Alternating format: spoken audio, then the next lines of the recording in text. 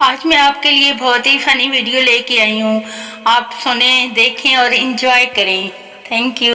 एक आदमी के सर पर बाल कहीं कहीं थे। चंद लड़के इसके पीछे आ रहे थे। इनमें से एक बोला, इन साहब ने तो सर पर घास उगा रखी है। ये सुनकर वो साहब बोले, तभी तो गधे मेरे पीछे आ रहे हैं। बाप, इस मोबाइल की जान छोड़ दो, इससे तुम्हें रोटी नहीं मिलने वाली। पप्पू, कोई बात नहीं अब्बू जान, रोटी बनाने वाली तो मिल जाएगी।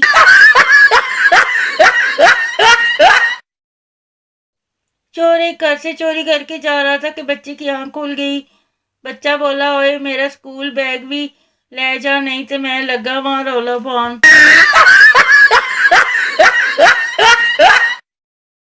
एक चोर बस में घुस गया और औरत से जेवरात लेते हुए नाम पूछा। औरत शमीम। डाकू जेवर वापस करते हुए, ये तो मेरी बहन का नाम है। डाकू पास बैठे हुए आदमी से नकदी लेते हुए उसका नाम पूछा। आदमी, वैसे तो मेरा नाम नत्थू है, लेकिन लोग प्यार से मुझे भी शमीम शमीम कहते हैं।